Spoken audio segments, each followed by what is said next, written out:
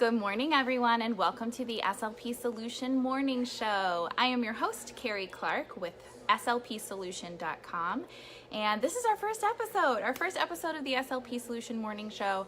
I'm going to be doing this every weekday. We're playing with times a little this week, so I'll give you guys a solid time soon. But today is Monday. It's Monday, August the 13th, and we are talking today about facilitated communication and whether or not we should be doing it. There's a new position statement out from the American Speech Language Hearing Association. So we'll be talking about that today and all of the implications of that statement. Now, today's episode is fueled by my coffee. Each morning I'm going to show you my coffee mug because I like coffee mugs. They're fun. Also, I'm going to be able to give a shout out to a few of my favorite businesses. So this one is from The Hatchery, which is the beautiful co-working space where I am working today. It's where I have my desk and where I do all of my work. And they have some really great events and programs too, some of which you can see online. So head on over to thehatchery.club if you want to learn more about them. All right, so today we are talking facilitated communication, and I am going to be reading from my notes because I don't want to misquote ASHA.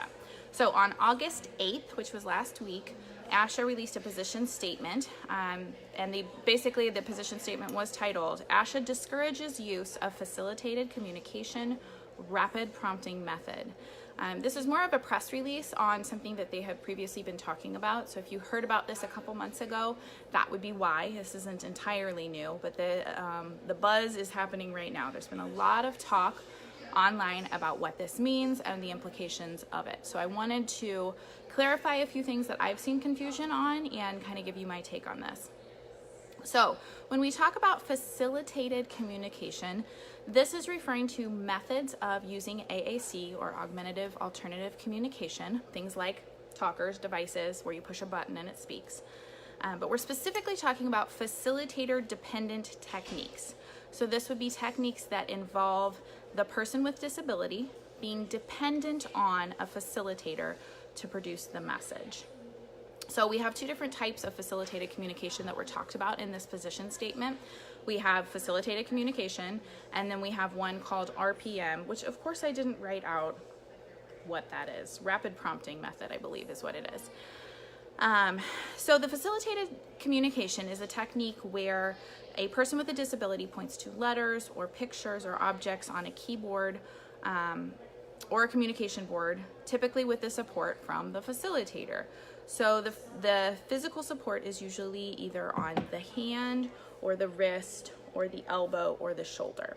So now what this looks like is this would be a person with a disability who has a communication device in front of them, and they are either not physically or cognitively able to activate that device themselves. Okay, so they're not able to do it themselves. So the facilitator comes up with a hand and maybe they place it on the arm and they move the arm towards the device and allow the person to push the button that they want.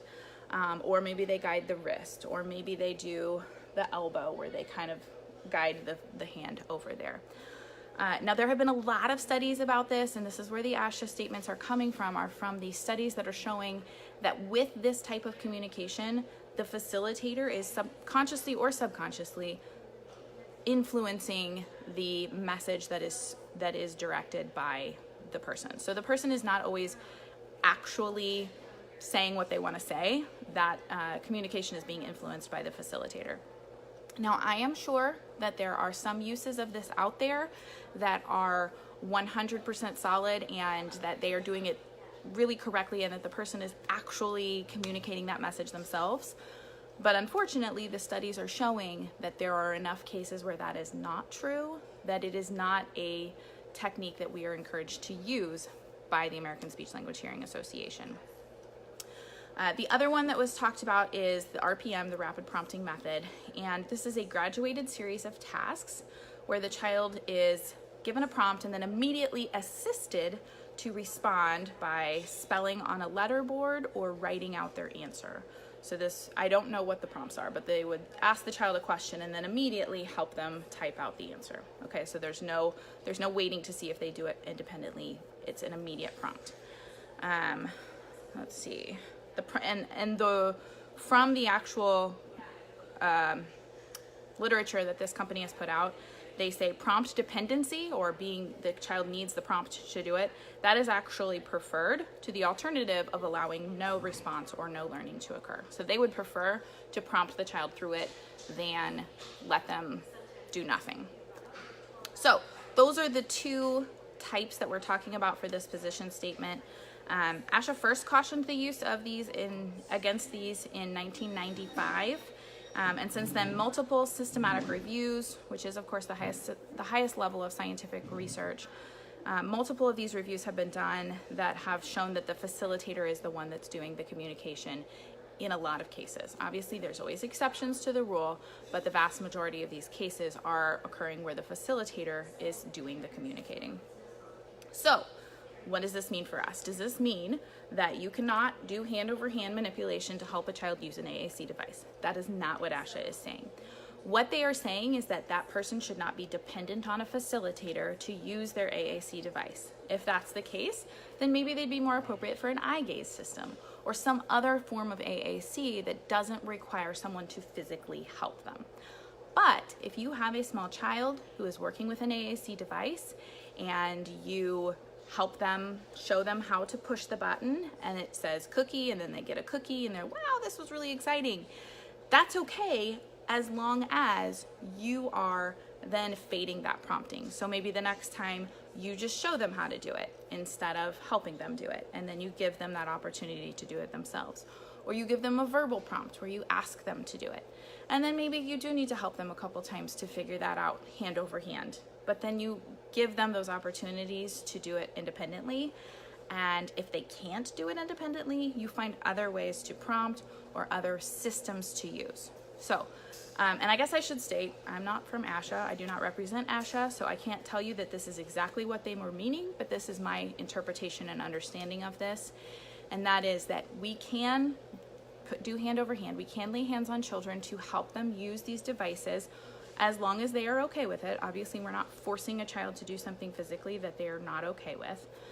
But if they're willing, then we help them, show them how to use it, as long as we are then fading back those prompts so that we are not doing the work for them, not doing the communication for them.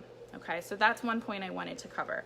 So I have seen some confusion over, okay, well, we can't help them communicate at all now, which is clearly not what ASHA is saying. They want us to use good evidence-based practices when using AAC with a child, just not the dependency on the facilitator. So that's one point.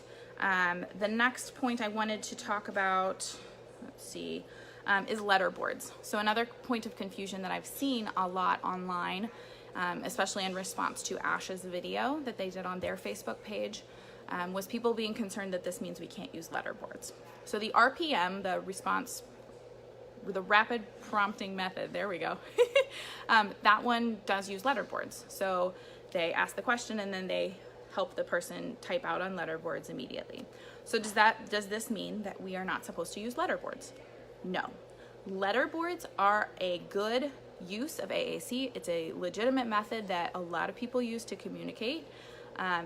If somebody is using a letter board independently, that is not the same as this RPM or this recommendation. So yes, letter boards are great. Letter boards are wonderful. You can use letter boards. You also, again, just like the last point I made, you can help a person use a letter board to show them how to do it. But you should immediately be working on fading back those prompts so that you are not the one pushing the letters for them. Maybe you show them how to do it and then you fade back to where you are not providing the physical support. You are just providing prompts or suggestions or whatever it is that they need. So letter boards are okay, just not in the way that the RPM method is being used. All right, so that's what I have on facilitated communication. I would love for us to continue this conversation on Facebook. So go ahead and write your comments in on Facebook. If you are listening to this on iTunes or on YouTube, you can always head over to our Facebook page. Go to Facebook and search SLP Solution and you'll find us there, and you can go ahead and continue the conversation, ask questions, provide your input, and we will keep going with this topic. Also, if you have tips that you would like us to talk about here on the SLP Solution Morning Show, you can email those to slpmorning slpsolutionmorningshow@gmail.com. I will not be responding to any emails on that email address, but I do search through there every day to find the latest and the greatest information about our profession. So if you have a tip that you'd like to send me, send it on over. You just won't get a response from me. All right. If you would like to watch this show again tomorrow, we will be doing this tomorrow. I will let you know the time on Facebook. It'll probably be 9:30 or 9:45 Central Time. And you can follow us by going over to SLP Solution on Facebook. You'll need to like and follow. If you don't follow us, then you won't get the notifications when we go live, and it won't show up in your feed all the time. Unfortunately, Facebook has their algorithms, and they don't always show through the things that you've liked. So make sure you like and follow. That's right there at the top of our page. And we're also going to be putting this on iTunes, so you can subscribe to us over at iTunes once we get that up and running. And what else? I think that's it. If you'd like to know more information about us and what we are up to, head on over to slpsolution.com. We have membership programs for speech language pathologists. We have tons of resources. You can ask questions, get support, all kinds of great stuff. So head over to slpsolution.com and find out all the rest of what we have. And I'll see you guys